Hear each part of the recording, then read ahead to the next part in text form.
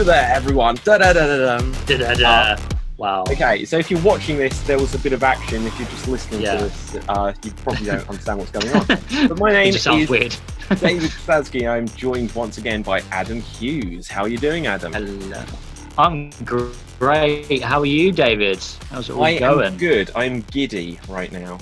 Giddy. I have been teaching today, and Good. I could feel like my energy is going high and low. Like I was bubbling up with more enthusiasm to compensate for my lack of energy. And so Nice. this is going to be an interesting conversation. Oh yeah, definitely. Yeah. Okay. So tell me things. What do you want to talk about today?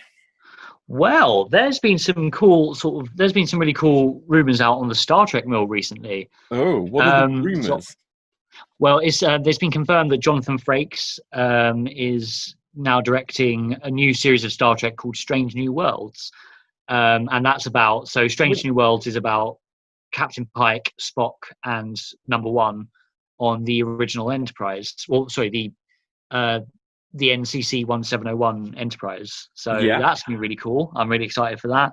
And of course, Lower Decks, which I'm very, very intrigued about. So okay, I think I've vaguely heard of both of these. Remind me what Lower Decks is. That's about instead of showing the captain and everything, it's just about the crew, the red shirt. So basically, kind of, yeah. So basically, it's about 4 ensigns aboard an old starship in Starfleet. So it's set around the time of Picard. No, or is it? No, sorry, it's set around the time of Nemesis.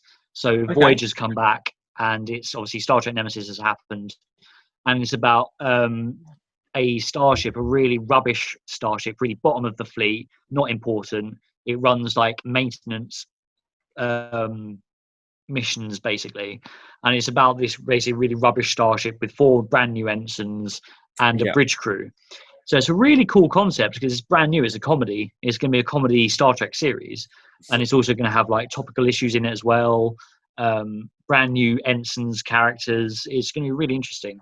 Okay, so when you say it's a comedy, is it like a sitcom or an animation? So it's a complete animation series. Oh, so okay. So what is this going to be like? Family Guy or as Star made Trek? by the guys? It's made by the guys that do Rick and Morty. Oh, so amazing. It's on a similar. It's the same writers as Rick and Morty. So I'm hoping that there's going to be a crossover. But I don't know. Okay, because the interesting thing is, what is that? I've forgotten the name of it now. What is the name of the series from the Family Guy that then made a series which people said was quite Star Trek-like? Oh, Orville. The Orville. Yeah. So is this almost feels like retaliation? So the Family Guy, Seth MacFarlane, made the Orville, which when it first came out, people said, "Oh, this is less comedy than we expected, and it's actually more like Star Trek than Star Trek is nowadays." So were the Star Trek guys like, "Okay, Family Guy, we're going to make a cartoon now, screw you over"? Oh, I think because the Orville was quite a good series. I've watched a couple of episodes. It is quite funny. But Seth MacFarlane was in Enterprise, Star Trek Enterprise, because he's a huge Star Trek fan. Wow, I did not know that. He was I think he was like a lieutenant or something in Enterprise. Seth MacFarlane, was he a regular character or? No, just a one-off. Okay. He did a one-off episode. Yeah, he was with the engineering crew. Yeah. Okay. And so that is the Lower Deck. Now, you say the other one is called Star Trek Strange New Worlds. Yeah. Now, I've just brought up an article, not to steal your thunder because you've got the inside scoop on it, but just to try and catch me up a little bit. So I'm going to give them the shout out. It's inverse.com. I don't know this website. But tell us what you know about Strange New Worlds. So from what I can gather from reading online and seeing the articles about it, it's about the early adventures of the Enterprise ship. It's about Spock and Captain Pike. This is probably about 10 years before the original series, I think it's supposed to be. Okay, so how does this fit in with Discovery? Because isn't that set around the same time? Yeah, so Discovery's set around the same time. Discovery's just gone off to another universe, to another time. So it's gone 905 years into the future. Ooh. And then it kind of carries on from that. So Enterprise is set after Discovery's disappearance. So Section 31 has a new commander. The Enterprise is on its 5-year mission, I think, and that's the general premise. Okay, what's your thoughts? Because the thing that jumped out to me is that obviously there was the original series, and then they did the Next Generation, and you're much more of the Trekkie than me to be able to give the specific answers. But there is literally 50, 100 years separating the two stories, aren't there? Between Next Generation and... No, between the original series and then the Next Generation. What is the time between them? Because Spock appears in both, so he's still alive. Yeah, it's 50 years. And so is Scotty, so it's about 50 years, yeah. 50 years. Maybe 40, 50 years between the two. And so Scotty appears in it, but isn't he more of like a time traveller in it? So Scotty appears... he's just an engineer. He's retired from Starfleet by this point. So he's just gone aboard as a guest, I think. So the Enterprise, and him and Picard have a really nice kind of dialogue where Scotty kind of brings up the original Enterprise bridge on the holodeck, and they sit and just have a drink and a chat, and it's really nice. Actually, it's a lovely scene. It's really cool. But Spock appears a lot actually, because his lifespan as a Vulcan is a lot longer. So he appears in Nemesis. He appears after Nemesis as well. Well, exactly. So what I'm getting at here is then obviously they made Deep Space Nine and Voyager, and they were contemporary, not just when they were made, but they were set in the same era as the Next Generation. That's set around that time. So Next Generation, I think, then Deep Space Nine runs sort of alongside the last season, and then after the last season it runs, and then Voyager's set in the middle of, I think it's like set in the middle of, or like towards the end of Deep Space Nine, I think. Okay. But so then obviously almost everything they've done since then, where they did obviously the Kelvin universe, I think they call it. Isn't that right? So it's the reboot. Yeah, Kelvin universe, yeah. But they did the time travel thing, so it means that it's not technically a reboot, it's just a different dimension. Yeah. That obviously is set during the exact same time period as the original series. But in between these two things, they've done Enterprise, which is a prequel to the original series. And now they've done Discovery, and now you're saying... there's 100 years. There's 100 years between Enterprise and Discovery. Enterprise and Discovery. So the thing what I'm getting at is, like, shouldn't they actually just go further in the future? Instead of like doing everything being either set, like they had a few series that they did in the 80s and 90s that were the Next Generation time period. They've gone back in time and done even further. So in fact, I remember the beginning of Enterprise has the guy from, like the human guy from Earth. What's his name? The one that invented the warp speed thing. Oh, Zephram Cochrane. He featured in it. So he did, where it's like, okay, now they're actually going to go out to the stars. Yeah.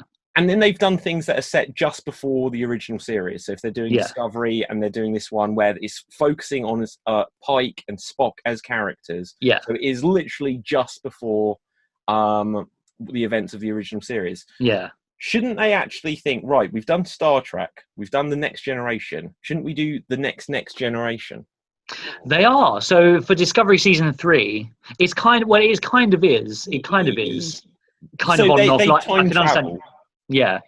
So they've time traveled to 905 years into the future.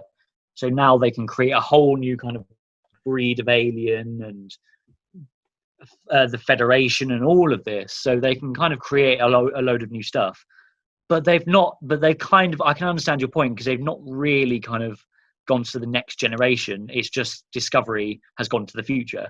Yeah, exactly. And a new season looks good. A new season looks quite cool. They've gone for really interesting angle with this new series, because by the looks of things, the Federation is like broken apart.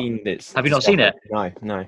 Oh, you've not watched Discovery at all? I've only got to the point of seeing like the opening 2 episodes, but it was just on a streaming service, and I couldn't see it. So, oh no, it's on Netflix. You should watch it. It's really good. I reckon you'd like it. Yeah, no, I'm sure it would. Yeah, the whole kind of technology of it kind of gets at the very end of season 2. The whole technology that's used in Discovery gets explained as to why it's not in Next Generation, Deep Space Nine, Voyager, because otherwise, with that technology, Voyager could have got home like in a second. Yes. They could have got home in a second, but they didn't. So the whole thing's kind of explained at the end. This is always a problem of when you make a more modern series, which is a prequel to science fiction from the past. Because if you go watch the original Alien or the original Terminator or whatever like this, and you see like the robot technology, and they've got these thick monitors and like just like the green text on like the screen like you'd have in the 1980s, because that's all we could do to demonstrate it. And then, so like obviously Star Trek, the Next Generation, it's like, well, they can be more futuristic than Star Trek the original generation. Yeah. They can just tap on the badges instead of having the handheld communicators. Oh, yeah. But then when they make Enterprise, it's like, oh, we need to make everything even more ancient than what we had in the 1960s when we made... And it is the weird balance. Yeah. When they made the original series. Yeah. Well, Enterprise didn't do too bad a job of it, actually, because it looked quite dated. Submarine. It was very small, compact. Yeah, like a submarine. Very small, very compact. It was all quite like more almost army based almost. It was very sort of compact and small. Well, they were basically in blue boiler suits as well as the uniform. Yeah, they did. That's the original. That's the costume they had. That and the Nemesis uniforms were my favourite. I think those kind of the grey ones with the kind of red or blue or yellow. Do you know what? I'm going to Google the Star Trek Nemesis, and just because I can't remember the look of the uniforms off the top of my head. No, I think it was in Nemesis, and I think First Contact and Insurrection. I think I could be wrong there. Oh yeah, so I can see. So it kind of looks like the Star Trek like Next Generation, but it's just like the grey with like the red collar. Yeah. Yeah, so it's just not got like the brightness. It's because you think the original series, it was made in the 1960s. Yeah, they're just in yellow, mustard yellow, red, blue, and they did obviously keep that to some degree in the Next Generation, but they were probably just like, it's a bit silly, really. You know? Yeah, it was just a bit. Because you think if you're, because whether or not you're Starfleet and it's the future, and the Federation and everything, and it's like, well, we're not trying to go to war all the time. We're trying to be peaceful and everything. You're still not going to make yourself a target by beaming down onto a planet with like bright red shirt that just says shoot me in it. True. Yeah. No. Very true. Very true. And then I like the kind of updates of the uniform throughout the kind of years. And I really like the kind of Discovery look that they had, which is the blue, like updated boiler suit, effectively from at the Enterprise series. Yeah. So I really liked that. I thought that was a really cool touch that they did there. But I think in Strange New Worlds, they've kind of got an updated version of the original series uniforms, so it's quite nice actually. So, at what stage are they at making this? Because have you seen, or is it concept art? It's concept stuff at the moment, I think. Because it's just like there was just like a picture of them on the bridge from Discovery, and there was a couple of interviews and like the announcement, of course, but no trailers or behind the scenes stuff yet. Yeah. Okay. So I think I know this without having seen it, but has Spock and Pike, they've been characters in Discovery? Yeah, they have. Yeah, season 2. Who plays them? Ethan Peck plays Spock. And I can't remember the name of the guy that plays Pike. Ensign Mount, that's it. Okay. Anson Mount, sorry. I met him at Comic-Con, actually. He's really nice. Okay. And he plays Pike? He does, yeah. He's really cool guy. Wow, do you know what? I've just brought up a picture. He looks older than I expected, because when you think of the Cage, I think it was called, in the original series with Pike in it, he was basically Kirk, and so he was like young and everything like this. Whereas this guy looks a bit more like in the film series, where it was more like the older Pike. Yeah, he's old, he's grey, and I actually agree with that.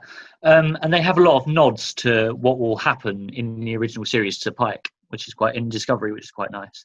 Okay, what kind of nods? Can you give an example? Because obviously we know that he ends up basically wheelchair bound. Yeah, so yes, that's it. Yeah, so that was really scary. I remember watching the clip of that from the original series. That was a really scary moment because it was really quite alarming change in him. Obviously in the original series, the situation was that they'd filmed the pilot with, and I forget the actor's name that played the original Pike. Yeah. I'm going to look it up. But he obviously played Pike, and for some reason, when they obviously didn't pick up the pilot and make it into a full series, they went back to the drawing board. And basically, the only character that returned, there may have been one other, but the only character that returned long term was Spock. Yeah. And they kind of rebooted everyone else. But somewhere along the way, they obviously looked and said, well, we've got an episode that we didn't use, so we're now going to put Spock on trial, if I remember correct, where he's explaining why he helped Pike or something. That's because you remember they released the original Star Trek pilot as like a standalone episode, but then they actually used the footage. Have you not seen it? No. You must have done. You must have done, Adam, right? Because I've seen it tons of times. They released the original Star Trek pilot as a standalone episode where it is. Where is it available? Okay, I say I've seen it tons of times. Okay, original Star Trek pilot. I've seen it on VHS. Original Star Trek. Yeah, because that's helpful. I would be shocked if they don't put this out. So the original episode is called The Cage, as I remembered. But then so I'm going to click on it. I'll tell you how they used it. So The Cage is the first pilot episode of Star Trek. It was completed in early 1965. The episode was written blah, blah, blah, blah, blah. It was rejected by NBC in February 65, and the network ordered another pilot, which became Where No Man Has Gone Before, which is Yeah. Most of the original footage from The Cage was later incorporated into the season 1 two-parter, The Menagerie. So there was a two-parter, The Menagerie, and it says The Menagerie Parts 1 and 2 are the 11th and 12th episode of the first series. And let's just see how it explains it. In the episode, Spock abducts his former commander, Christopher Pike, locks the Enterprise on a course for the forbidden planet Talos 4, and returns himself in for the court-martial, where he presents an elaborate story explaining his actions. Now, Christopher Pike obviously is wheelchair-bound, he's disfigured. Yeah. But what they did is on the planets that you see in the Menagerie with the aliens with the giant heads. Do you remember? Right. Yes, I remember that. Yeah. So there's a woman there who's disfigured, and this perhaps is aged quite badly in the sense of, well, it's all about physical beauty, but on that planet they give her the appearance that she's not disfigured, so she can live a normal life. And so they took that concept and then added in Christopher Pike as if he's disfigured in a wheelchair, just making beeping sounds. And when Spock explains, well, he returned Christopher Pike to this planet to be with this woman, and then it shows you the two of them like smiling, almost like waving. Oh yeah, I've seen that. I've seen that bit. Yeah. But have you not seen the original? I've not seen the original episodes. No, I've not seen. I'm going to tell you where it says it's available. So releases and availability. Although portions of the episode were edited into the original episode, The Menagerie, the actual Cage pilot was not released until 1986 on VHS. Gene Roddenberry had black and white film work prints, blah, blah, blah. The original print was literally cut up in editing for The Menagerie. This left Gene's copy as the only known surviving version when the VHS was made. It's crazy how, like Doctor Who as well, they just destroyed all of these old treasures. Yeah. Right. They found a load, didn't they? They found a lot, a couple of missing episodes from Patrick Troughton, and they've kind of made them into animations. Yeah. I do you know what? We'll come back to that in 1 second, but let's just tell you where you can find it here. Thus, the original VHS release had a mix of full colour from existing footage mixed with black and white. That's not true. Well, it might be, but I've seen the full thing in colour. However, in 1987, the edited film sections were finally discovered. There you go. And it was possible to complete full colour version. The restored colour version was broadcast in 1988, which was the first television release of The Cage. It was broadcast as part of a television special hosted by Patrick Stewart called The Star Trek Saga From One Generation to the Next. The Cage was aired on October 15th, 88. Are they saying that you can't get it on DVD? You must be able to. Because I've got it. I've got it somewhere. This might be some hidden treasure that I've still got. But you must be able to You've got it on DVD, or have you? No, I've got it on VHS. VHS. Wow, that'll be worth something, you know? Yeah. That's interesting. That'll be worth something.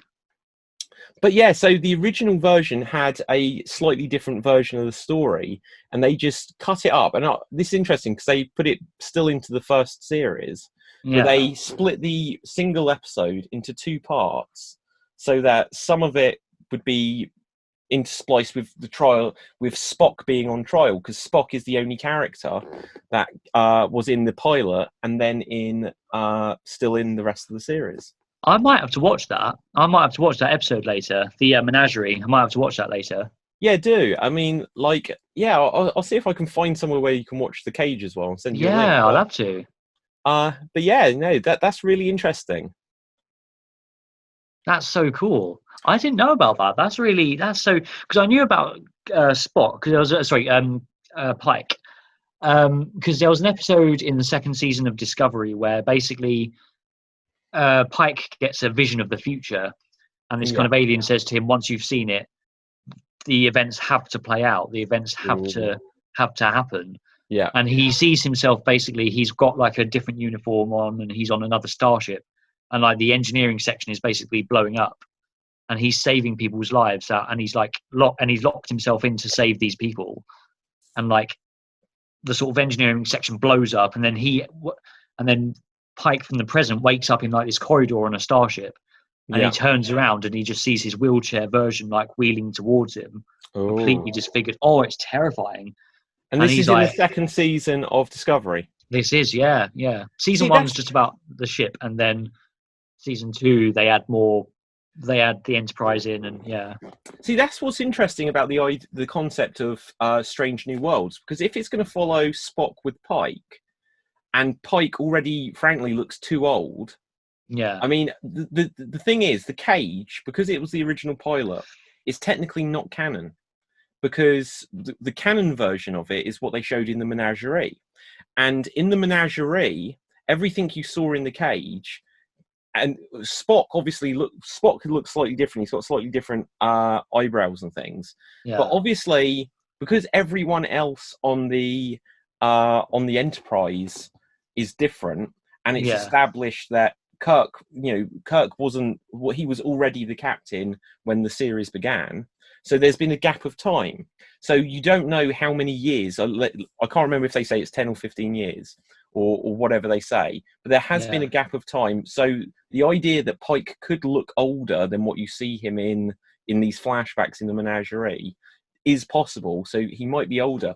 But the fact that they've cast someone slightly older to play Pike, it makes me wonder, how long can a series of Strange New Worlds last? Because surely at some point soon Pike needs to have this accident and get disfigured. Yeah, that's gonna be interesting. I reckon they'll go for about maybe 3 seasons maybe.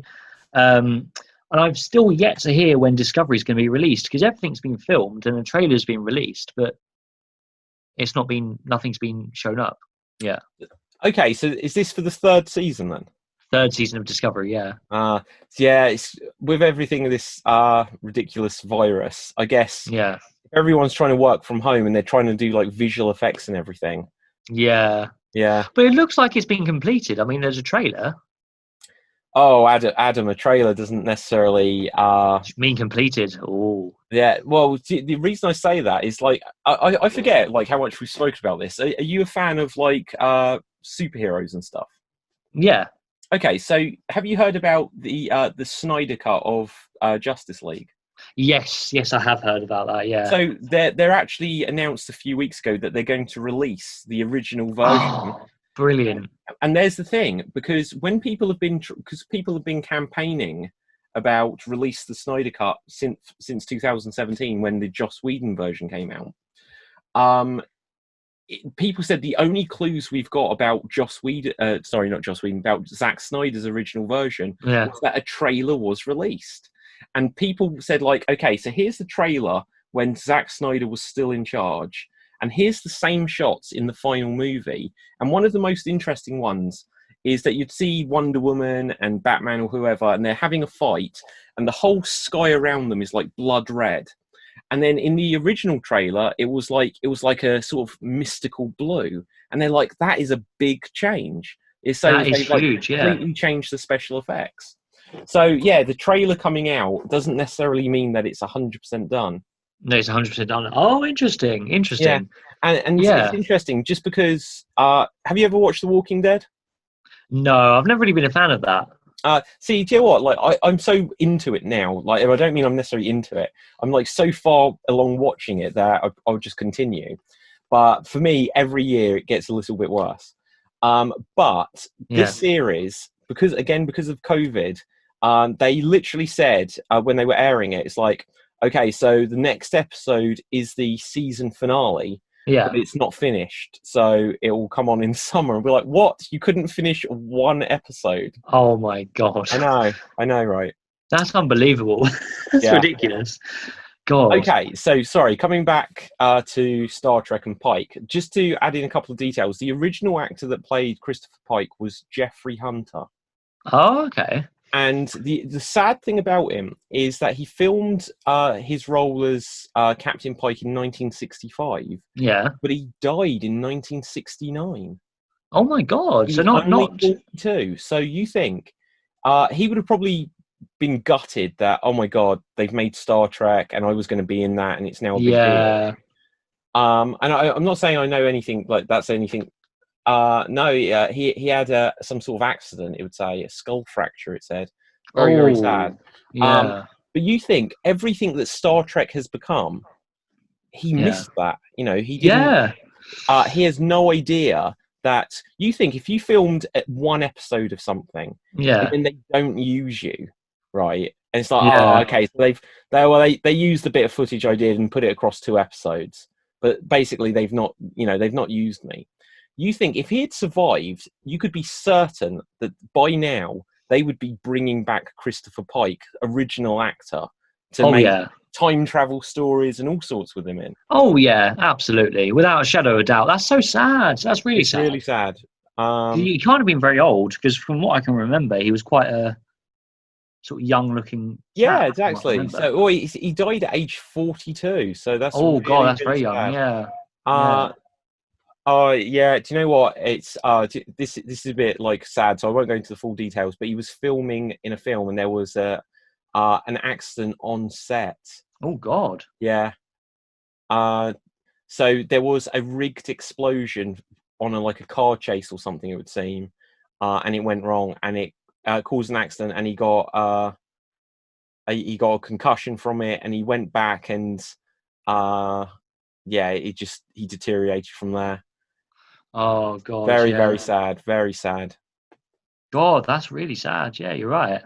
Yeah. But we now have a new Christopher Pike, and we've had a couple of Christopher Pikes along the way. So obviously, there was a Star Trek film, wasn't there? Yeah, and that was Bruce Greenwood.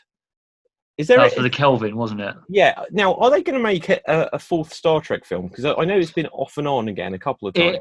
Yeah, by the sounds of it, they are, but it's been on and off for so long now that it just because the last one was 2016, wasn't it? Is it really beyond? Yeah, was that 2016? I think so. Wow, that really seems to ring a bell. Yeah. Okay, so did you hear the rumors that Quentin Tarantino actually wanted to direct a Star Trek film? No, I didn't know that. What? So this is an old rumor. So the rumored 4th one was going to be that Quentin Tarantino was like desperate to direct a Star Trek film, and they were like, "Wow, you're Quentin Tarantino, we'll let you." And I was like, "Yeah, but what's that going to do to it?"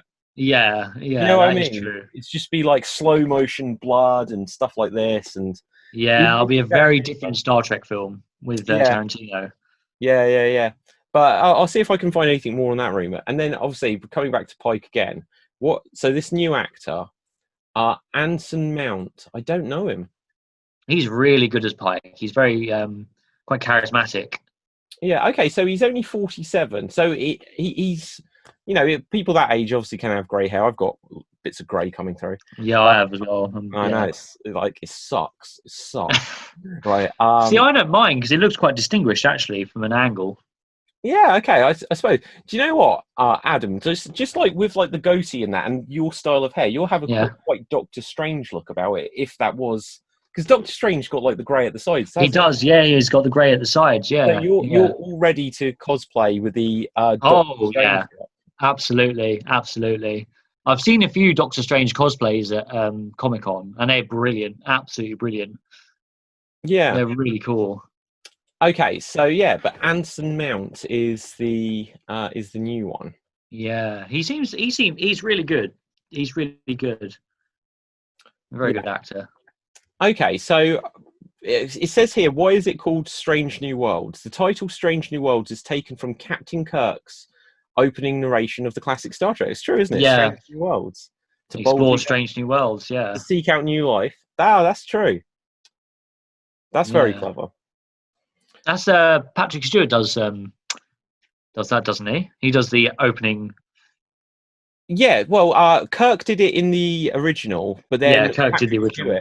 And what were the changes? The only changes, I think, where is no one rather than no man has gone before. Yeah, where no. They changed it to no one with Picard, surely. Yeah, they did. Yeah, I don't think I'm remembering that. Because to boldly go where no man has gone before, but they just changed it to boldly go where no one has gone before. Yeah, that's it. Yeah, that's really cool. That's a really cool statement. Yeah. Oh yeah, and the 5-year mission became continuing mission, and where no man became where no one. So it says the info here. Yeah, that's so cool. I'm looking forward to those as a series. I think it's gonna be really good. Yeah, absolutely. It says, where does it fit into the Star Trek timeline? This is Strange New Worlds. It says it is both a sequel to Discovery and a prequel to the original series. Presumably, the show will chronicle a 5-year mission. So in terms of me saying, is he going to look a bit too old, a bit too quick? Because obviously he's older than poor Jeffrey Hunter was when he died. Yeah. But he only needs to do 5 series. I mean, how many series were there of The Next Generation? I think there was 7. Enterprise. There was like 7 of Next Generation, 4 of Enterprise, 7 of Deep Space Nine, and 7 of Voyager. Yeah. There may be more of. No, there wasn't more of Next Generation. But they did have that was about 7 seasons, I think, of each one. Yeah. Okay, so this actually says the time periods that they were set. So this is interesting. So Star Trek Enterprise is set in the year 2150. Yeah. Through to the 2160s. Then it says early 2254, Star Trek's episodes Q&A, Spock's first day on the Enterprise. Then The Cage, the unaired pilot, was set in the year 2254.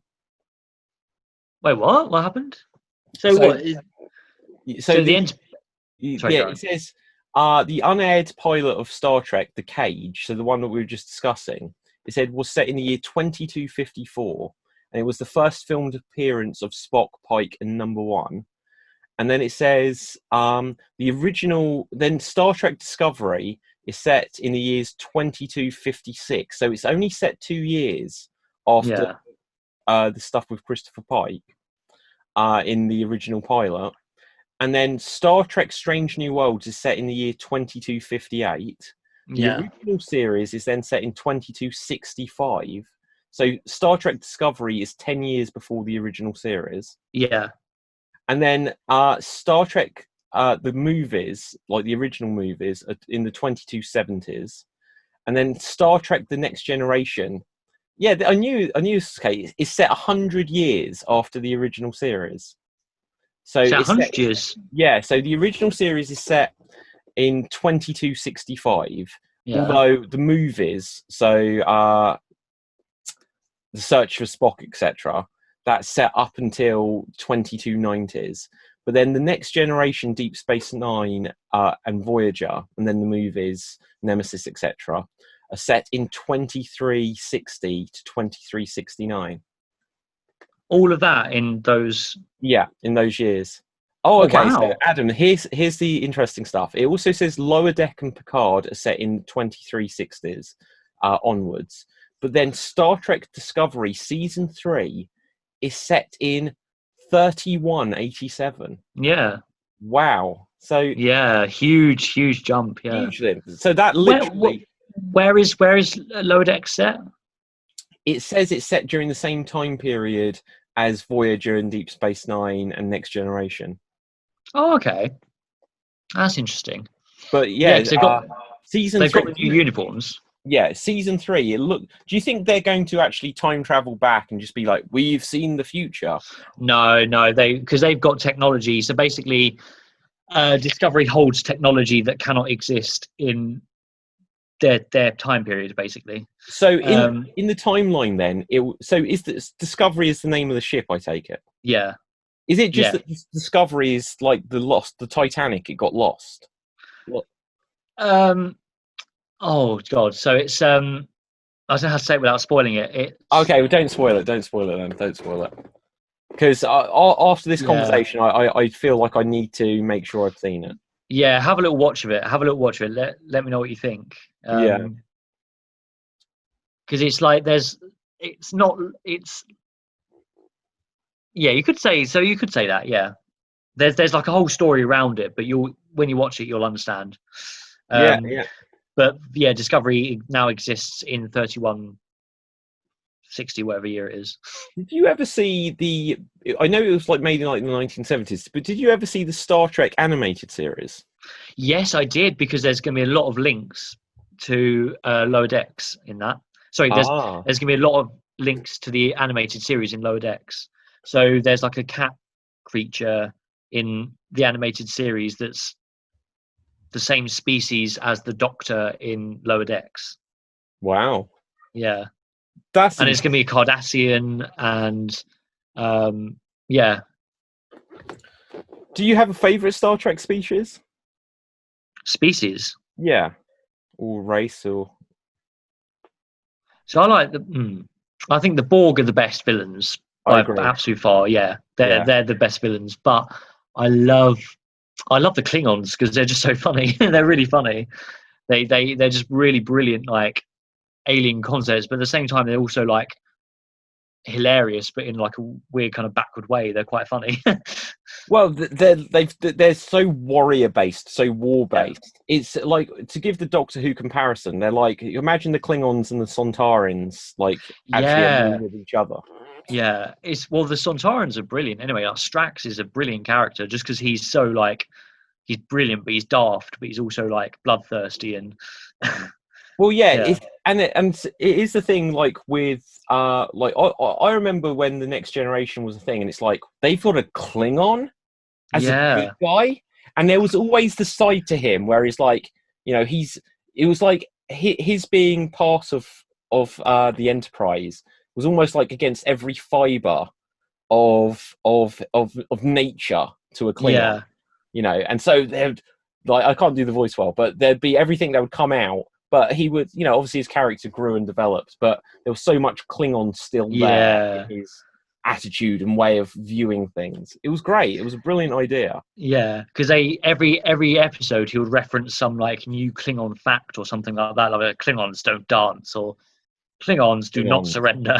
Yeah, Klingons do not wake up late for anything. It's just like a load of ridiculous stuff every episode. It was brilliant, absolutely brilliant.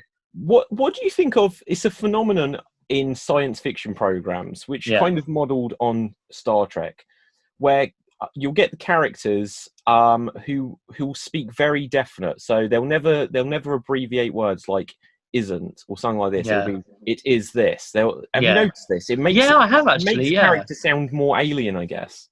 Yeah, that is true actually, because Spock I know speaks a lot like that, and so does Data.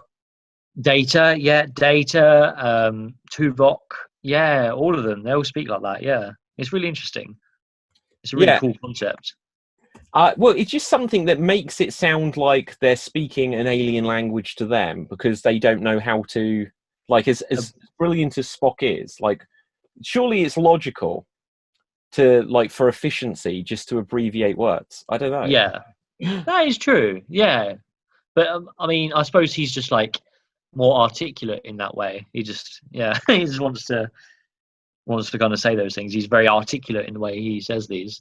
But apparently there's like a half Klingon in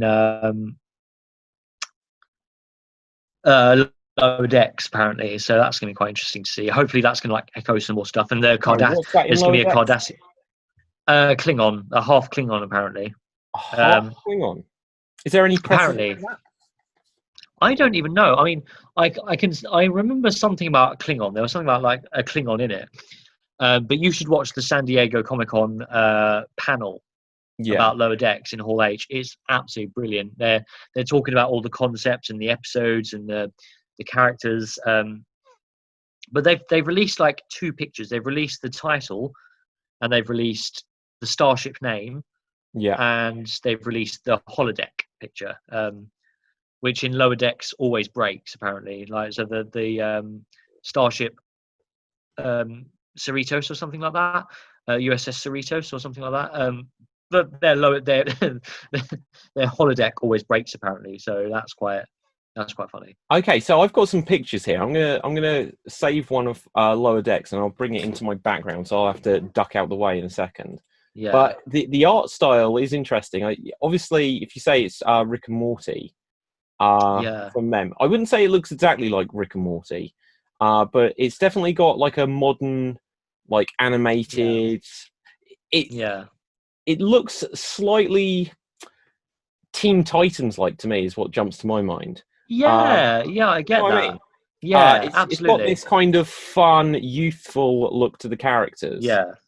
This slightly sarcastic, attitude-driven style of cartoon. Let's see if I can bring this up. You tell me if this is the correct image from it. Oh no, is it not going to bring up the image? I just pressed the button to bring up the image. It's not going to let me. Let's see if I can bring this one up. We'll try this again, Adam. If anyone's listening to this, they're just listening. Everyone's just listening to us trying to bring an image up. Yeah, that's but we'll describe it. Yeah, I liked the fact that they've got the chief engineer aboard the Lower Decks ship. There we go. That's it. Yeah. So, is this indeed? If I hide down for people watching, brilliant. Yes, that's them. So that's the apparently she's the half Klingon apparently. Who? The green one? No, not the green one. The other girl. Yeah, her. Yeah. She, I think, I'm not quite sure. Can't remember what her species is, but she's apparently like a no nonsense, like very eager cadet for like the medical science division. He's like almost like a Geordie LaForge kind of character, and then the guy with the purple hair is like he's a new ensign as well. But this is their first assignment with Starfleet, and it's on the worst ship possible. Yeah, it's on like the lowest of the fleet. And do you know, is this going to count completely within? Oh, do you know what the headline where I found this? It says, "Star Trek Lower Decks is definitely canon." Yeah, it's full canon. Yeah, so this actually happens. Yeah, so it's a complete canon thing. I like the fact that they've gone with a cartoon comedy series of Star Trek because that's a complete niche. That's like a new like niche concept for Star Trek. Yeah, I agree. I also think this opens doors. Like there's certain things where, I suppose with like the X-Men film, when they made the X-Men films and then they made Deadpool, it's like, well, this one is like as they say in America, R-rated. So like here it was like a 15 or an 18, and they'd swear and have a lot more violence. And they say, well, it's still set within it still counts as part of the official thing, but it's just a bit different. And then from that, they actually made Logan with Hugh Jackman, and it was like swearing, a lot more violent, a lot more gritty story.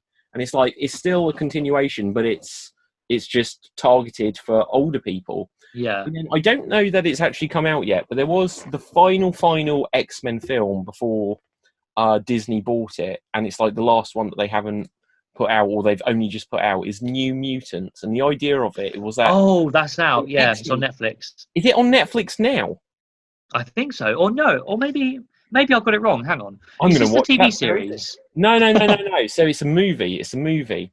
I'll find out. Oh, But the point was, and for years they were saying they're going to do reshoots of it, and then they never did because of the whole Disney merger thing. But the idea was that it's an X-Men movie, but it's a horror film. Oh, cool. And it's like, that's a great idea. So imagine if they did a Star Trek. Now, you know, I don't think Star Trek necessarily needs to be a horror film, but imagine if they did a new like movie with the Borgs, which when I watched that as a child, Star Trek First Contact, and there was the Borgs, that was terrifying. That was really scary, yeah. And imagine if they actually said, okay, we're going to go quite dark with this. So we're going to show like even more in depth when a character gets assimilated, like the horror and what they go through and stuff like this. They could push it into quite an adult, like targeted film.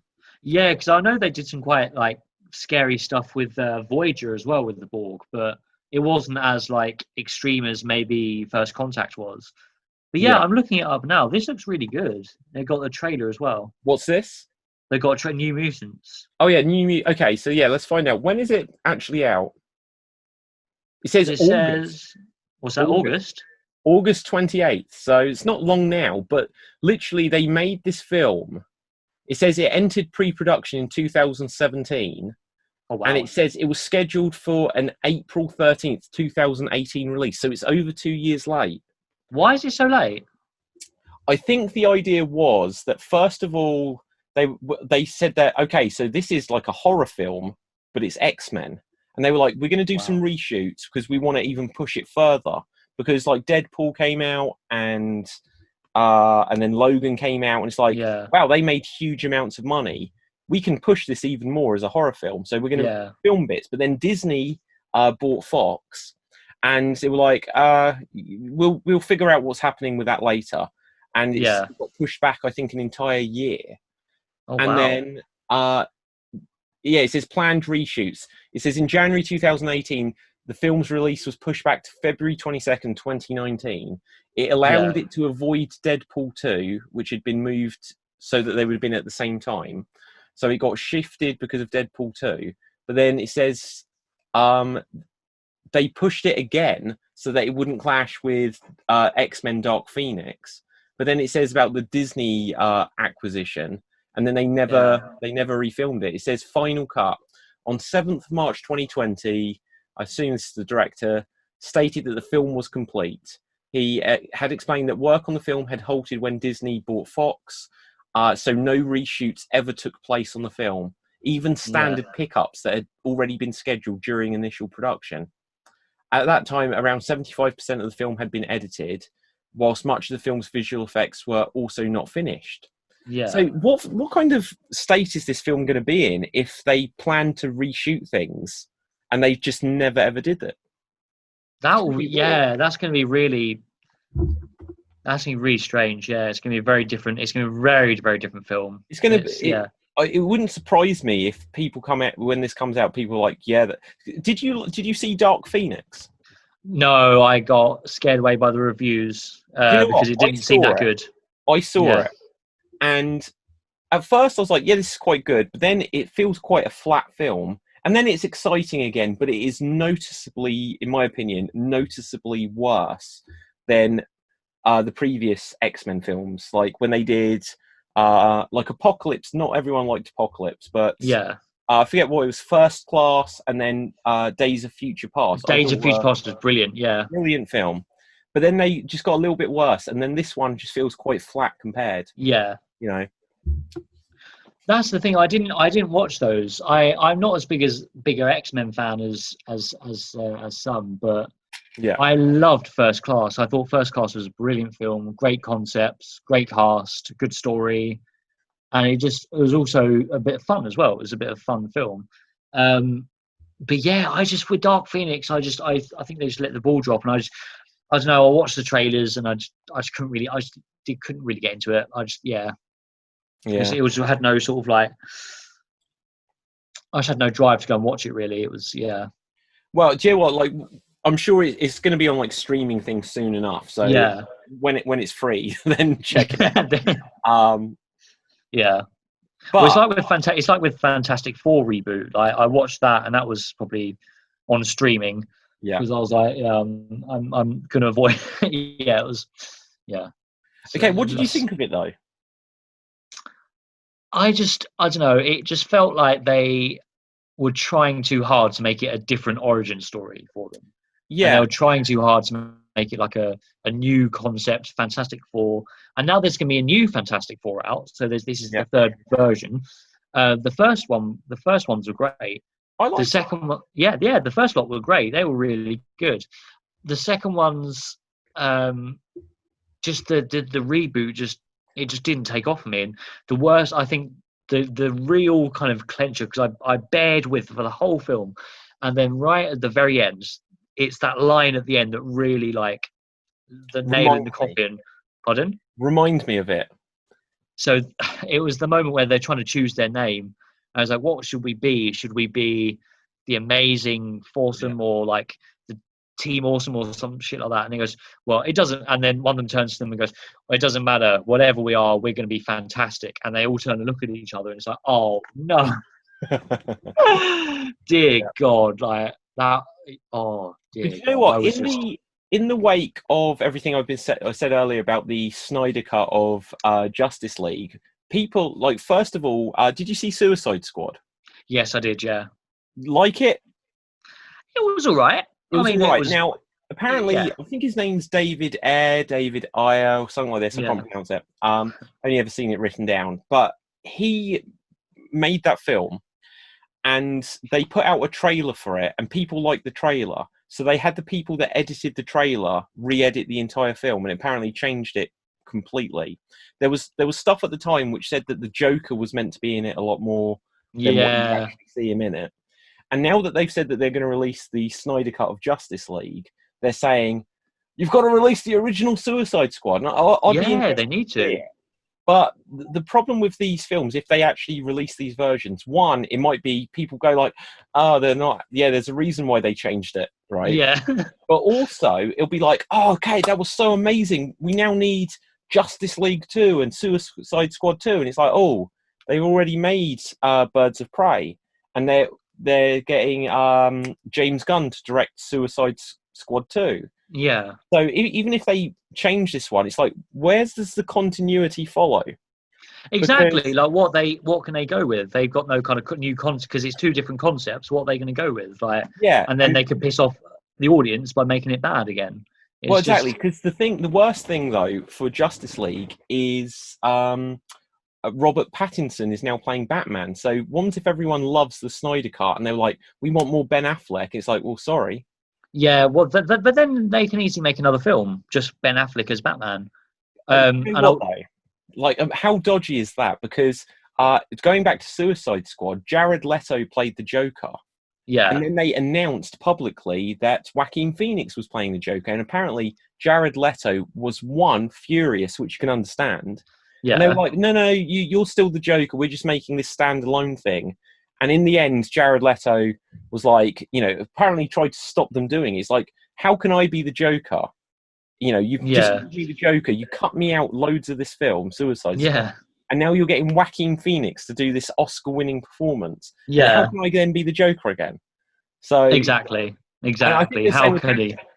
Like, because if you've then got Ben Affleck and then you've got Robert Pattinson, you'll be comparing them the whole. Now, I wouldn't mind if they did both. It's like, oh, I like this one. Well, I like this one, and I think it'd be fun. Yeah, but I don't think they'll actually do something like that. No, I think it'll be interesting to see what they go with, the way they go with Robert Pattinson's. And there's like a rumor there's going to be a Joker 2. There's going to be a second Joker film. I hope so. I hope so too. Yeah, because I'd like to. Yeah. Because it was fantastic. It was really, really good. Like, me and Angus were just waiting so long. Every Extreme Improv show we did, we were chatting about it for ages before the show started, just like talking about Joker the whole time because it was just such a good film. But I reckon that they're going to have a second one and potentially a third. I think just like a full, like, his complete descent into Joker and then Batman Okay, so in terms of Joker, what which interpretation of Joker do you think is your favourite? Which one was done the best? Which one's most interesting? Wow. So I would say probably Joaquin Phoenix. His film was incredible. I loved Joaquin Phoenix for live action Joker. I thought his version of Joker was brilliant, and I would love to see more of him. But all in all, Mark Hamill. I think Mark Hamill is my Joker. I think he was fantastic. His voice is everything about his Joker, because he's done video games, the series, the films. Like, he absolutely fantastic as the Joker, and it's just and his voice and his laugh and everything. Just the amount he put into that role was just absolutely phenomenal. He was absolutely brilliant. But then there's this new Harley Quinn series, which I don't know if you watched it. It's incredible with Kaylee Cuoco. Pardon? Kaylee Cuoco. Where do I know her from? Big Bang Theory. She played Penny. She's playing Harley Quinn. She is, yeah. It's animated. Yep, it's an animated series. Yeah, she's playing Harley Quinn. So, oh, it's brilliant. It's very, very different. It's really not for kids. It's not an animated kids thing at all. It's very sweary, violent. It's brilliant. It's almost similar to Suicide Squad in terms of her look. She starts off as like Joker's kind of partner, and they're working together, but then slowly she realizes that Joker actually doesn't care about her at all, and like he sort of says to her, "Oh, don't worry, sweetheart." And the Joker actor in that is fantastic. He's really good. The voice actor for Joker. Yeah, who is it? Nah, I don't know his name, but he's a fantastic. Okay, I'm going to try and find this out. I had never heard of it. When did it come on? Is it new? A while ago. Yeah, there's 2 seasons now. I'm only halfway through season 1. But he says, "Oh, don't worry, sweetheart. I'll bust you out of Arkham as soon as I can. Don't worry. It'll probably be tomorrow morning, just when I finish like raiding the town and stuff." And then he never does. And so Poison Ivy breaks her out, and her, Poison Ivy, Clayface, and 2 new villains basically form like a kind of group, of supervillain group. And it's brilliant. It's so funny. It's really like takes the piss out of, like, there's Bane is in it. And basically there's like a group called the Legion of Doom, which is all of the villains basically from like the Flash universe, the Batman universe, the Green Lantern universe, all of them in this like Legion of Doom. And Harley Quinn and her group are trying to sort of like edge their way into the Legion of Doom, but then they kind of realize actually they can like be villains by themselves. It's really cool. It's quite like it's just basically about the life of a villain basically, and there's like the villain web, and there's like the Legion of Doom, and there's like a bit, and the guy that does Bane does like almost like a Mickey take of Tom Hardy's Bane. He's got that Tom Hardy's voice. It's brilliant. You know what, the thing about Tom Hardy as Bane, it's like when the original trailer for The Dark Knight Rises came out, and Bane was in it, and he was like, "So I'm going to destroy you, Batman," or something like that. And like the thing was, apparently American people said like, we can't understand him. Yeah. And I almost feel like Tom Hardy and Christopher Nolan got together, and they were like, bloody hell, Americans or whatever, right? Yeah. And so they were like, they can't understand. So because obviously going back to Star Trek, Tom Hardy played Jean-Luc Picard. He did, yes. He played young Jean-Luc, yeah. Because I didn't even know that at the time, because I didn't even. This was when I was sort of discovering who is Tom Hardy. I'd heard that he'd done. I forget, there was some film he'd done very famously where he played a villain, a gangster. I can't remember. But I was like, I don't really know who Tom Hardy is. And when I heard the Bane voice, I was like, to me, it sounds like he's trying to sound like Jean-Luc Picard. Because I was like, because when I heard the voice, it's like, what was it? It's like, "You have my permission to die." Oh, yeah. I was like, you're trying to sound very Patrick Stewart. I can't do it, obviously. But you know what I mean? I was like, are you just trying to sound like Jean-Luc Picard? And Bane, to me, and when I found out, well, he played Jean-Luc Picard. So Bane, it was almost like, we're going to take this muffled voice, and if they can't understand it, we're just going to put on a Royal Shakespeare voice. You know? It's like, they'll understand me now, sort of thing. Yeah, that was brilliant. They really take the mick out of that in Harley Quinn, like this kind of Bane character. He's so funny, yeah. Okay, Adam, I've got so much I need to see after this. I'm going to give you something which you may not have seen. So I sung from earlier, but so I've got that Star Trek episode to watch. Yeah, so I'm going to watch that later. So you may have already seen this one. But something from what you said earlier about Fantastic Four, and you said about the original and then the reboot. Yeah. So the original one is the one with Jessica Alba and Chris Evans in. But it's not the original one. And did you know this? No. There is another Fantastic Four movie, which I'm fairly sure you can find on the internet to watch for free, from, I think, 1994. Oh, I didn't know. Wow. And do you want to know why you don't know about it?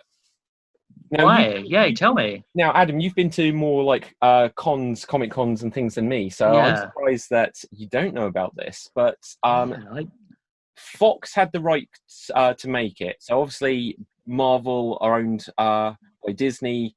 Disney bought Fox. So now they've got the Fantastic Four back, and in the next 3 or 4 years, we'll have a new Fantastic Four film with a new cast. Yeah, and it'll be part of the Avengers universe, the Marvel Cinematic Universe. But before Disney bought Fox, Fox wanted to keep hold to the rights of the Fantastic Four. Hence, they made the version with Chris Evans in, and then they made the sequel, The Rise of the Silver Surfer, and that didn't get as well received. It didn't do as well. And then a few years passed, and they never made a follow-up, and Chris Evans obviously then played Captain America. Yeah. And then they were like, we're going to lose the rights to this. And so they made the one that was directed by Josh Trank, I believe, is the director, which was the version we said about the reboot that people didn't particularly like. The only reason they made that is so that they didn't lose the rights to the Fantastic Four, because every few years, if they didn't make a new film, the rights would go back to Marvel, which would mean they'd lose them forever. Because Marvel, obviously, in the 80s and 90s, there might just be something where, well, we've got the rights to this, we need a film company to buy it. But when the whole Marvel Cinematic Universe thing happened, this is why we ended up with Andrew Garfield as Spider-Man, because Sony didn't make a new Spider-Man film, and when Spider-Man 4 got cancelled, they were like, we're just going to reboot it. And people at the time, because that was one of the first big reboots, they were like, it's only like 3 years since the last Spider-Man film. Now you're telling the origin again. It's because they didn't want to lose the rights. Why did they lose the fourth one? Why did they shelve the fourth one? Because apparently they were going to have, it was a really cool like setup. They were going to have Hobgoblin and like Vulture. Apparently. Yeah, with John Malkovich as Vulture. That would have been brilliant. Oh, that would be insane. That would be so good. As Vulture. Yeah. But I don't know. Something went wrong. What's his name? Something Raimi. What's his name? I forget the director's name. Who directed the first 3 Spider-Man films? Remember. It's not Steve Raimi. Maybe it is Scott Raimi. Something I can't remember. It doesn't matter. But he apparently was really unhappy when it came to Spider-Man 3, because in Spider-Man 3, he didn't want to have Venom in it. Oh, wow. He wanted to do this. He wanted to complete the story with Green Goblin to New Goblin, Hobgoblin, whatever he was, James Franco. Yeah. And I can't remember where the idea of the Sandman was in it, but they said, no, you've got to put Venom in it. We want to do a Venom film, so you've got to put Venom in it. So that's why when you watch the film, like Spider-Man has the black Spider-Man suit with the parasite, the symbiote rather. Yeah. And by the end of it, the symbiote takes a life of its own and becomes Venom with Topher Grace's character, Eddie Brock. That's it. But that's why Venom is only really in the last half hour, because he'd written a different film and he's like, oh man, I've got to add Venom into this. Yeah. And that's why when you watch it, like the flow of it is really off, because at the beginning it's got New Goblin. And then New Goblin, he has the accident, James Franco's in hospital. You don't see him until the end. The middle of the film focuses a lot around Sandman. And then just right at the end, suddenly there's Sandman and Venom. And it's like, and Green Goblin turns up to save the day or something. And it's like, this film was all over the place. And it's because it was, the studio said, no, you've got to change it. And so he couldn't make the film that he wanted to make. When it came to Spider-Man 4, they were going to do it, and he was going to have Vulture in it, but then he fell out with them because I think they wanted to change things more. They were going to say, no, you can't have this as a story. It can't be Vulture. We want you to have Rhino or something like this. Yeah. I might be making little bits of this up now, but it was something like this. They ended up putting Rhino into The Amazing Spider-Man. Yeah, that was the second one, wasn't it? Yeah. but so they interfered some more, and so they in the end, Steve Raimi, I can't remember his damn name. Right, something Raimi. It's going to come back to me. Yeah. He said, "Do you know what? Like, this isn't going to happen. Creative differences." And so then they rebooted it with Andrew Garfield. Yeah. And they made 2 films there, and they were like, "Oh, this is a Spider-Man film," and the second one didn't do as well as we thought it would. And then they did the deal so that they could have Spider-Man appear in the Avengers and still be their character. So they said, like, okay, so if Spider-Man appears in the Avengers, you can have all of the merchandise sales and everything, but when we make a Spider-Man film, we still get the money. Which, do you remember about a year ago, Spider-Man was suddenly out of the Avengers? Do you remember this? About a year ago? Oh, yeah, yes, I remember. And what the situation was, Disney, that rich company, they seemed like the bad guys here. They were suddenly like, well, we've got this deal where you get all the money from the Spider-Man films and we get all of the money from the merchandise and when Spider-Man's in the Avengers. Yeah. But we want to renegotiate because actually Spider-Man Far From Home made too much money. So we want 30% instead of 10% or something. And Sony were like, no, the character's ours. Yeah. So that's why they said, like, we've broken up. Spider-Man won't be in the Avengers anymore. And they said, we're going to make a new Spider-Man. And everyone was like, no, we really like Tom Holland as Spider-Man. Yeah. And so after, apparently Tom Holland, he may have even been drunk, phoned up the person in charge of Sony, and he was like, please don't let my Spider-Man go away. I want to be an Avenger sort of thing. And they kept that. If people out there are super like into their Spider-Man and stuff, they're going to tell me that's a really inaccurate story, but I'm just giving the gist. And so they said, okay, we're going to make at least one more. And do you know what? This has actually turned out better now. They're going to make at least one more Spider-Man. They'll make Spider-Man 3 with Tom Holland.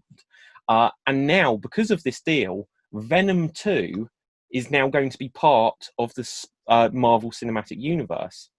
Oh, okay. It actually brings... what's the character called? Lobo or something like this? What's the character? So Jared Leto is now playing a vampire character. Oh, God. But I can't remember. Oh, I know who you mean. Yes, but I don't know the name, but I know who you mean. Lobo might be something else entirely. I can't remember the name of it. Are you looking it up? Yeah, Jared Leto. Look it up. Jared Leto. What's Lobo? I don't know who Lobo is. Maybe I'm just making that up. If it's not Lobo, then I sound like an idiot because that's just a weird sounding word. But if upcoming projects, where is it? Oh no, Morbius. Who's Lobo? Good Lord. Yeah, it's very different, isn't it? Lobo. Who is Lobo? Lobo. Lobo DC. So there is a character who is Lobo. Oh, good. There we go. That's where it's gone. So Lobo is a fictional cosmic anti-superhero and bounty hunter that appears. Do you know what? He doesn't look that different from Morbius. So I'm going to give myself a half pat on the back. But once again, half pat on the back there. The super comic book nerds out there are just like, they're burning effigies of me right now. How could you say Morbius is Lobo? But anyway, but now Morbius with Jared Leto, so he's got a happy ending in the end as well. Yeah. He's going to be part of the cinematic universe, but it's kind of extended so that the Sony films will connect to the main Avengers films as well. Yeah. But Adam, I did tell you something that you needed to watch, and I've skipped over it for the last 5 minutes of this tirade I've gone on. So, just as Sony didn't want to lose the rights to Spider-Man, it was the case that Fox did not want to lose the rights to the Fantastic Four. So in 1994, they made a Fantastic Four film. And here is the amazing thing about it. They never intended on releasing it. Oh, wow. They made an entire movie, which they made on a super, super small budget. And they never, ever intended on putting it out. They were like, we're just making it because that way we can say, yes, we fulfilled our contract, that a Fantastic Four film has gone into production, but we're never, ever going to release it at the cinema. And wow, I've just seen a picture of it. Yeah. Oh wow! And it's kind of cheesy. Like I've seen the film such a long time ago that I almost can't remember it, but it's like a quite poor quality version of it. But yeah, they actually made an entire film on about $1 to $3 million. Imagine making a superhero film for $3 million, and then they just never released it. So is it available? Only as a bootleg. Now you'd think, especially with Netflix and Disney Plus and everything, they'd be like, we're going to put this out there as this quirky historical thing, but you know, they've never put it out there. That's but crazy. You can see it online. 1994 Fantastic Four. I'm looking at the trailer. Hang on. Go for it. Oh my god! Yeah, this looks. The whole film is available somewhere. Yeah. Do you know what? The whole thing's on YouTube. Yeah, the whole thing is on YouTube. I won't say where, just because otherwise we'll get complaints or something. But you can find it out there. Like, I just put in 1994 Fantastic Four, and it was the first video that came up. Yeah. Oh my god, this is. Gee God. But yeah, wow, so this is. I love this. One to see if you've not seen it. I'm not sure if I'm quite ready for the amount of like cheesy. You know what? Like, here's the thing: for like when it was made, the low budget and everything. Did you ever see the like 1980s Incredible Hulk series? Yeah, I knew about that. Yeah. That was quite cool, actually. It was good. It was really good.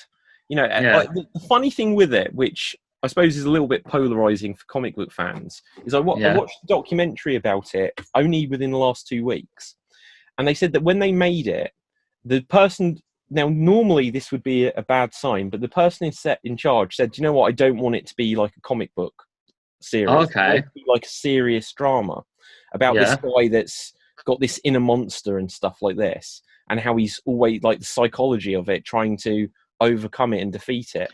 And that's why it wasn't the Incredible Hulk always fighting like Wolverine or something like this. Yeah. And I'll tell you what, for them making it in the 1980s." That probably benefited it, because if they were thinking, well, we need to put Hulk against the Abomination, it would have just looked bad. Whereas they just had like Lou Ferrigno, this like ginormous man, painted green. And even though some of it, like the wig is always a bit cheesy that he had on, for the most part, it was just like, if you can accept like the quality of the makeup, the rest of the stories works, because it wasn't trying to be like super good, because there wasn't CGI. They weren't trying to do special effects. It's like, that reminds me a lot of you can never forget the original Batman, the Adam West. I love that. That was just brilliant. They referenced that in Harley Quinn as well. He has a bat repellent spray. It's like very subtly mentioned, but if you know the kind of reference, it's like he has like a bat repellent spray in his belt. And it's sort of like a very kind of like subtle reference to the Adam West Batman. It's really funny. Yeah. I love that kind of like silly, cheesy kind of version. When you think about like the original Adam West one, and they'd like, because we can't show violence, we're just going to put up the word pow and bang, like you get in a comic. Like that is the only series or the only film, I think, where they did that. Like, as like not just as a reference, because everything that's done it since is a reference to Batman. Yeah. But like at the time, they're like, well, if we're not going to show the violence, we'll just do like they do on the comics. Yeah. You know, it's the only thing where they ever did it seriously, even though it might seem cheesy and. But it's like, it was like they can't show stylistic choice. Yeah, it was really cool. To be fair, it was very funny. It was funny. It was very quirky. It was really a really nice kind of series. I think it was quite a few series in that. So yeah. Did you? Okay, so. How many of the like older attempts at these superhero things have you seen like over the years? Did you ever see like Wonder Woman, or there was a TV show of Spider-Man that was also made in the 80s? Cartoon series? No, live action. Really? No, I've not seen that. Yeah, I loved it. It got a guy, I think his name was Richard Hammond. No, that can't be right. Something like this. Something like that, yeah. Hammond. I've seen the cartoon series of like all the old school cartoon series, but I've not seen I've not seen The Amazing Spider-Man. Let's have a look at who played him. It was Nicholas Hammond. I was going to say Richard Hammond's the guy from Top Gear, isn't it? Yeah, he's the guy from Top Gear. Yeah, he was also the choice. He was also one of the choices for the new Doctor when David Tennant quit. What? Yeah, that he was. I can remember it really well because I remember he was the top choice when David Tennant quit. Well, thank God that didn't happen. I know, that would be really weird. Actor, right? Richard Hammond. No. Yeah. Everyone thought it would be him. Oh my God. Yeah. I just to segue onto that a moment, I remember when they announced that, this is going to sound like a sad story, but just somehow, even though they were about to announce it, I was like, could it be me? And obviously it wasn't me. I was like, I so want this role, right? Oh, can you imagine? There was just the thought where I was like, they're going to say that they haven't done it. They're going to put out like a search or something, and I'll be like, this is my moment or whatever. Your time to shine. Yeah, exactly. But yeah. Oh wow, yeah. What were you looking up, Adam? The Amazing Spider-Man TV series. I've just seen a couple of pictures. That's wow. It was really. I grew up watching that. And it wasn't all great, but like the original episode, much like The Incredible Hulk, instead of Spider-Man fighting supervillains, he'd be fighting criminals. So it'd be like there'd be burglars, or there was an episode where someone was trying to do like mind control. Now I liked it. It's going to be completely dated now. God, it's the 1970s. Is it actually 1970s? Yeah, jeez. Well, that's even older then. God, this looks brilliant. Yeah. So he just fought like regular bad guys. Yeah, and there was a brilliant episode which I found quite. I won't give spoilers what happened, but there was this episode where something would happen. It might be a phone call or a radio signal or something, but people would just stand up, and then you'd see them like go to their windows and stand on the edge of buildings, and it'd be like some sort of mind control which would cause people to kill themselves. Oh wow! And Spider-Man, and this may have there might have been a few people do it. But then, like, the bad guys were going to do, like, this huge thing where, like, everyone was suddenly stood on window ledges, and Spider-Man has to do something to stop this signal, which will just suddenly make people be like, what am I stood here for? And everyone, you know. It was wow. You know, some of these ideas, it'd be great even if they, like, remade them, because it was really cool. A really cool concept, yeah. It was the same as Doctor Who, wasn't it? They did... the Christmas Invasion, David Tennant's first episode. What? And everyone was going to jump off of things? Yeah. Do you remember the Sycorax episode? Yeah. Like, oh yeah, I've forgotten this. You are right. Yeah. Wow. Yeah. I haven't seen that in a while. I need to rewatch that actually. Yeah. Yeah. No, definitely. Okay, so just on the other thing as well. So this one's probably something that you may have seen. So have you seen the original Superman movies? Yes, I have. Yeah, I've seen the Superman films. Yeah. Okay, that's the Christopher Reeve. Christopher Reeve, yeah. Have you seen like we spoke about the Snyder Cut, like we spoke about the version of Fantastic Four? Did you ever see a Superman 2, the Richard Donner cut? No, I've never heard of. I've not even heard of that. Okay, Adam, tell me about that. Yes, this one you can watch. This one is out there. Definitely on DVD and stuff. So and like it came out quite a few years ago now, so it'll be dirt cheap. You could probably get it like in CX for £1 or something. Well, if these shops are open anymore, I don't even know. But the idea was that when the director who directed Superman the movie was a guy called Richard Donner, and because of the expense of it, he was making Superman 1 and Superman 2 at the exact same time to save money. Yeah. And so they would film all of the scenes in the Daily Planet in one go. They would film all of the scenes that might be at the Kent farm all in one go, because that way they don't have to close down production, rebuild sets. They'll just film them all. And if you remember the plots, excuse me, of Superman 1 and Superman 2, at the beginning of Superman 1, you see that General Zod gets sent to the Phantom Zone. You know, bubbles on the screen, anyone watching. Oh, yeah. Kind of like in the Phantom Zone now. But then in Superman 2, they escape the Phantom Zone, and then Superman has to fight General Zod and Ursula and Non.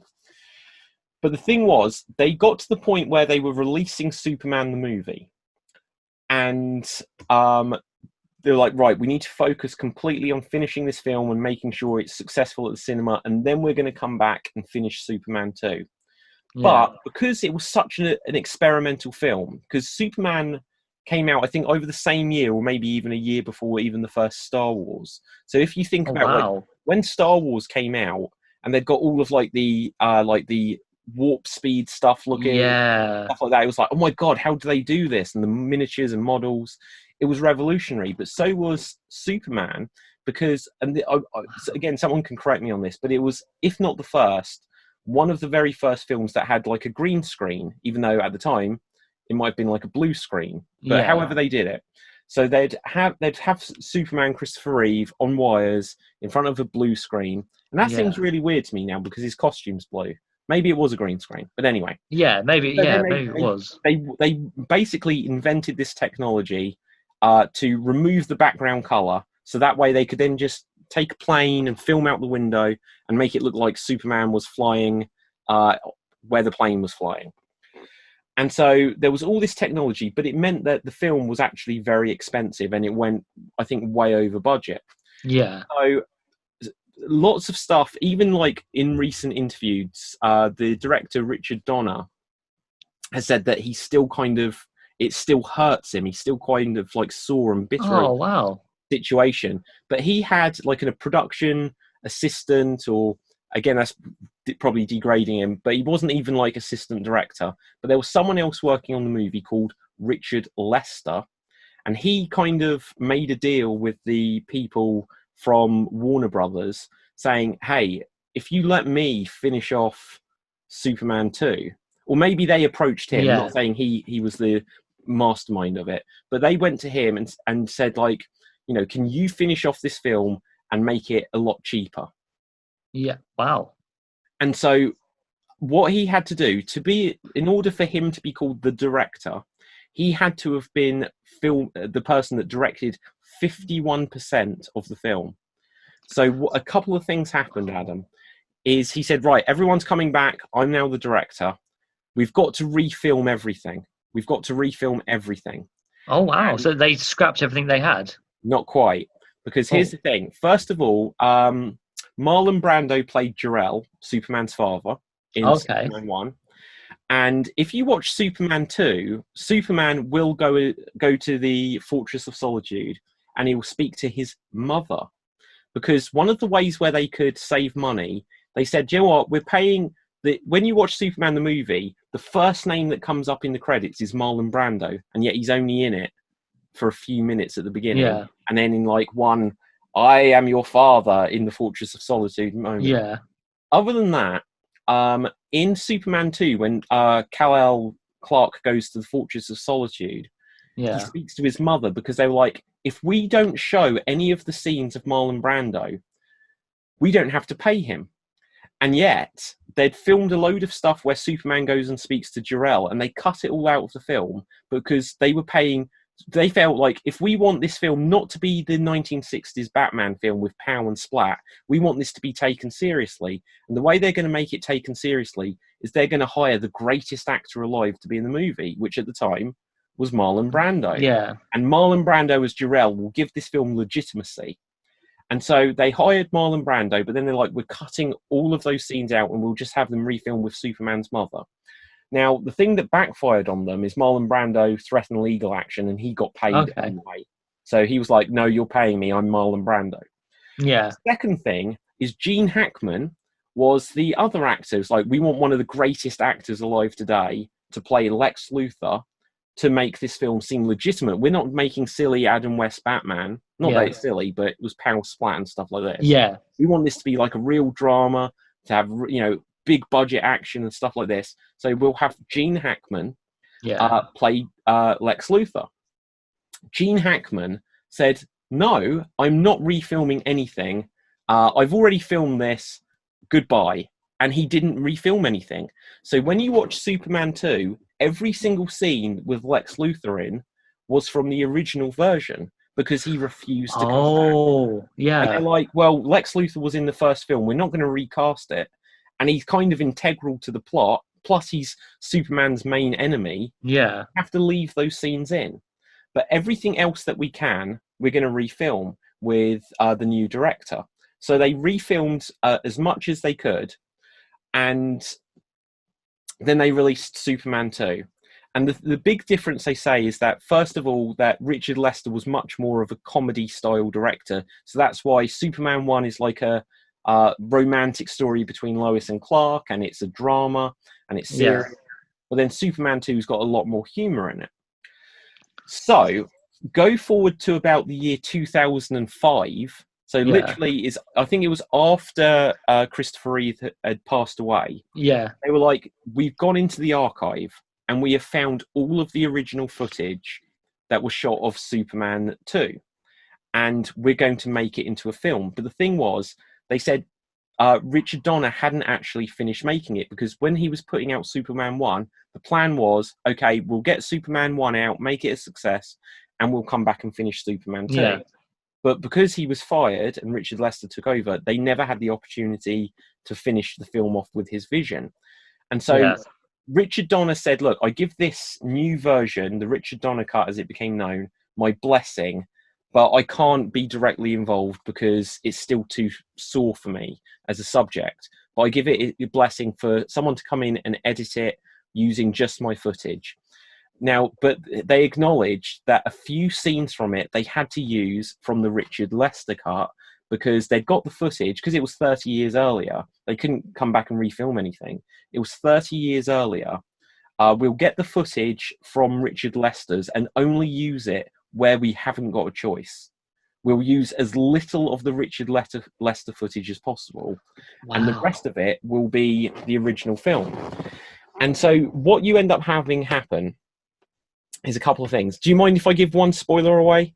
Go for it. Yeah, okay. It's such a cool story. Yeah, because I don't. It's like the only spoiler I give is just for something from the ending.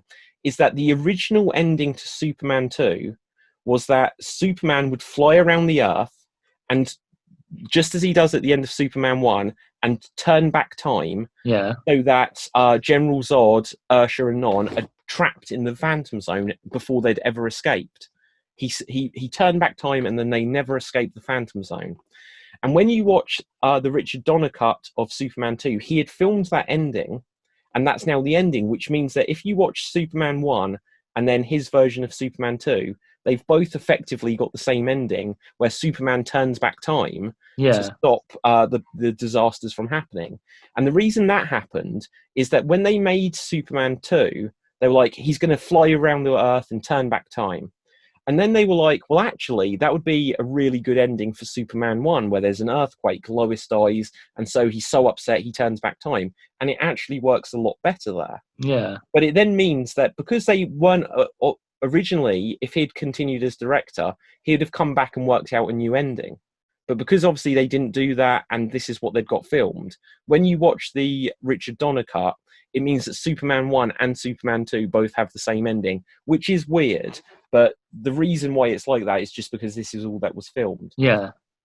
But also to bridge the gaps, there's about 30 seconds or 2 minutes where there's like Superman flying, and he's clearly a CGI Superman that they made in 2005, just because it's like, well, we don't have a shot here, but we can make something blurry out of focus in the distance where it's CGI Christopher Reeve. And then the other thing is, how well do you remember Superman 2? Vaguely. It's quite vague. I vaguely kind of remember it. Adam, this might all just be a story and you're like, I don't remember this film. Okay, so if this rings any bells, Lois Lane becomes suspicious that Clark Kent is Superman. And in Superman 2, she jumps quite famously over Niagara Falls. Yeah, I remember that, And that way, it's going to be, Clark Kent, I think you're Superman, and you're not going to let me, you're not going to protect your secret and let me drown. So you're going to turn into Superman, and Superman will save me. And so what Clark does is he stays as Clark, but then he uses his heat vision to burn a tree branch that she can grab hold of, and then rescues her that way. And so she's like, oh, I was wrong. You're not really Superman. In the original version, Lois Lane did something a lot more radical, and she pulls a gun on Clark Kent and shoots him. Now, this scene is in the Richard Donner version, but they didn't actually film it when they were making the film. But they did film it as Christopher Reeve and Margot Kidder's screen test. So when you watch this version, it is literally in this film, the Richard Donner cut, it's their audition. So Christopher Reeve is there, and he hadn't got the part yet. So once he got the part, he's like, all right, I'm going to the gym. I need to look more like Superman. Yeah. So he is noticeably skinnier because he hasn't bulked out. Yeah. And 2, it's an audition. So he is nervous. So 1, he doesn't come across nervous, but you can tell he's nervous. Yeah. Because he is sweating, like under his arms. There is like Clark Kent has got like the sweats on, speaking to Lois Lane, because you can just tell he's nervous. He's in an audition. But they include this scene because it's the only version of the scene that they had was his screen test where Lois Lane shoots him. So they look slightly different. His haircut's slightly different. He's slightly skinnier and he's sweating. So yeah, that's my other recommendation. Check out the Richard Donner cut. Wow.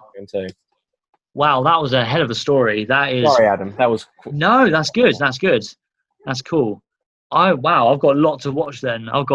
Well, so do I, man. So do I. I've got not Enterprise, Discovery, and lots to catch up on there. Yeah, absolutely.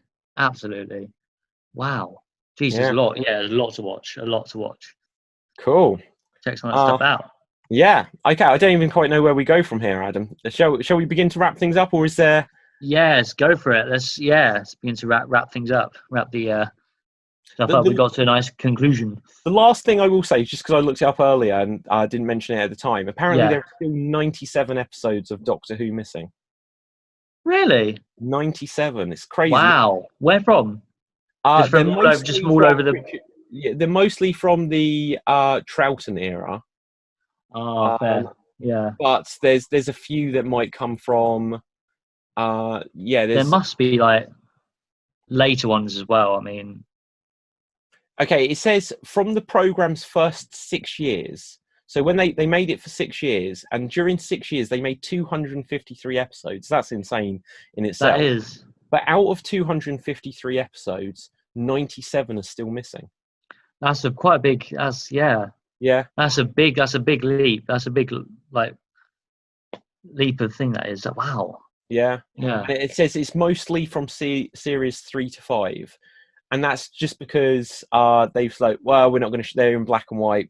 People have color TVs now, and so they got rid of them. Yeah, that seems. If they find them, that's going to be a real. Obviously, they won't have. Would have destroyed them probably. But imagine finding that. A few have turned up. The reason why some have turned up is because they would send it to Australia or Africa and stuff like that, and so. There's I can't remember if it's ABC, Australian Broadcasting Channel. I know ABC's the American one, but if there's the Australian channel and they've got their archives like a warehouse, they might be like, here's an old film reel and what's on it, Doctor Who. So they might still turn up, but they know that in this country they destroyed them. But that said, there's a few episodes that have turned up in people's garden sheds. So that's where some of the episodes in this country have turned up from. Yeah. Wow. Imagine finding that. I would love that. Yeah. If you found that would be seriously cool. What would you do with it? I don't know. I'd watch it. I'll definitely watch it for myself. Okay, so that's an option. You might be like, guys, I found all 97 missing episodes. I think I would watch them definitely. I'd watch one or two of them. But I don't know what I wouldn't know where even to begin. I wouldn't even know where to begin. But would you give them to people? Would you just watch them yourself and be like, don't worry, guys, I've seen it all. And trust me, they're worth seeing. Whew. They're good. They're good to watch. They're good. Or would you just be look, BBC, take them back? Or would you be like, BBC, I've got these things. Now, how big is your checkbook? I'll definitely listen to some stuff. That's good. I'd watch a few of them. I'd watch them, but then I'd have to give them back to the BBC because everyone should see them. I agree. But not at just the same time, I'd be like, okay, I think I've just saved the Doctor here. So here are my demands. Firstly, make me the Doctor. Yeah. When Whittaker is done, I think she's going to regenerate with a new face. Second demand. My own TARDIS. But do you know what? Literally, you could push this. You could say, I've got I would perhaps put out a video, and like in the background, I'd say, you see that playing there? Now you can check your archive, but that is a Doctor Who that no one has seen since 1967. Wow! Like, Imagine and that. here I have a pile of 97 episodes. Here are my demands. I'd put out this video, and I'd be like, so the next series of Doctor Who that you actually put on TV. Now, I'm not going to ask to be the Doctor, because I know that you'd say, no, we're not going to take this, because that's almost like you're holding us to ransom. Yeah. I have a little ransom for you, right? I said, for 2 episodes in the next series, I am the companion, me. I'm the Doctor's companion. Yeah. For 2 episodes. Cool. Do you want all 97 episodes back, but I've got to be the companion for 2 new episodes? Yeah. And it's like, people would say, you've got to do it. BBC, how could they not do it? So I'll give you them all back. I think you could make a demand like that, or you could say, like, easily. Yeah, easily. Or you could just make, like, say, okay, so you're not going to put me in the series. Like, I want you to, bring back a story with Amy. I want you to do a new story with Amy and Rory. I want to see that they're not just trapped with weeping angels. I want to see, like, a happy ending.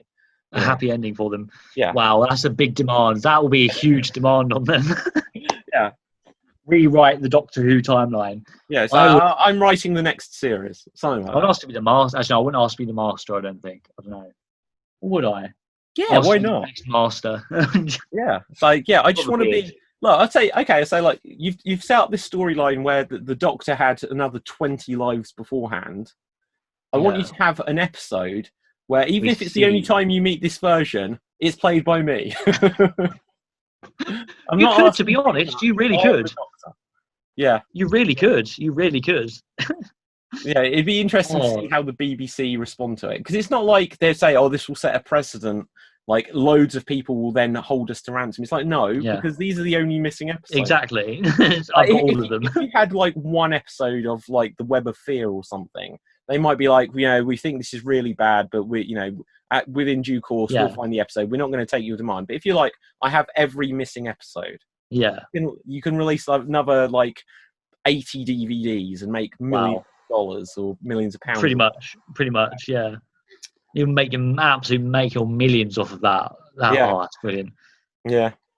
Right. Okay. At this stage, Adam, I want to thank you. This was a really fun thank chat. you. It was really cool. I really enjoyed it. Yes, definitely. I really enjoyed that. That was really, really good fun. In fact, really cool. I'm going to watch some Star Trek Discovery. I might even try and see some of that Harlequin series, and then we can actually visit these and give us thoughts. And if you have time and can track down The Cage and Fantastic Four and stuff like that, we can check each other's notes on what we've seen. I'm going to do that this evening. I'm going to watch that first episode you told me about, the Cage one. I'll watch that if I can, or at least the original series version. Yeah, certainly. Where can people find you, Adam? So I'm on Adam Hughes on Facebook, and I'm on Instagram as well as Adam Richard Hughes, and I'm also on Dissecting the Magic, which is a Harry Potter podcast. Yeah, okay, so I know you've got this Harry Potter podcast, but we'll have to talk a bit about Harry Potter properly on here one day. We will. Yeah. I'd love to. So my name is David Pustansky. You can find me on Instagram, Facebook and Twitter, Pustansky.